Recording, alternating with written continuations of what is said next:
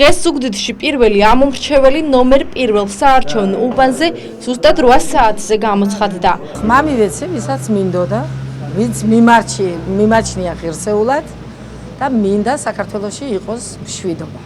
ამომრჩევლებთან ერთად პერიოდულად საკუთარი არჩევანი ზუგდიდის მაჟორიტარი დეპუტატობის კანდიდატებმაც გააკეთეს. კანდიდატებიდან პირველი არჩევანი თავისუფალი დემოკრატების ზუგდიდის მაჟორიტარი დეპუტატობის კანდიდატმა ირაკლი ჩიქოვანმა გააკეთა. კანდიდატმა ხმა ზუგდიდის 65-67 ოლქის ნომერ პირველ უბანზე დააფიქსირა. დიდი და მნიშვნელოვანი საარჩევნო მუშაობა გავწიეთ და პრაქტიკულად შეუდარებელი საარჩევნო კამპანია გქონდა. საზოგადოებამდე მივიტანეთ ჩვენი გზავნილი. მე არ მიყვარს წინასწარი პროგნოზების კეთება და საზოგადოება მიიღებს გადაწყვეტილებას, განაცხადა ჩიქოვანმა. მე გავაკეთე არჩევანი, მე შემოხაზე 27, იმიტომ რომ მინდა ცხოვრება მშვიდი და დარწმუნებული ვარ, რომ უკეთესი მომავლისათვის, უკეთესი ეკონომიკისათვის, უკეთესი ცხოვრებისათვის და იმისათვის, რომ ზუგდიდს ყავდეს უკეთესი წარმომადგენელი ცენტრალურ ხელისუფლებაში. 65-67 ოლქის ნომერ მე-15 უბანზე საკუთარი არჩევანი გააკეთა ქართული ოცნების მაჟორიტარი დეპუტატობის კანდიდატმა მერაბ ქვარაიამ. ხმა მივეცი თავისუფლებას, კეთილდღეობას, ღირსეულ საქართველოს. არ ველოდები მეორე ტურს, მჯერა რომ ქართველი ერი სწორ არჩევანს გააკეთებს, განაცხადა მერაბ ქვარაიამ. კანდიდატი უბანზე ოჯახთან ერთად მივიდა.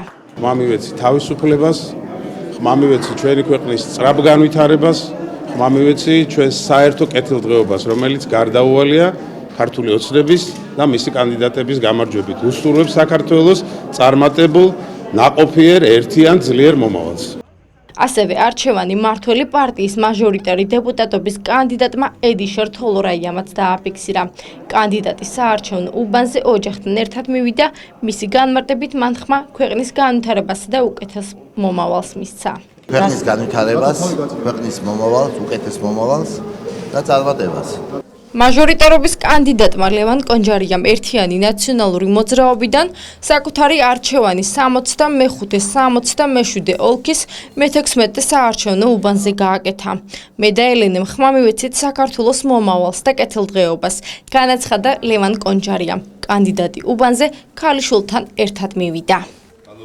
მე და ელენემ მივეცით საქართველოს მომავალს ხმა, საქართველოს მშენებლობას, კეთილდღეობას და ჩვენი ატარების მომავალს მივეცით ხმა.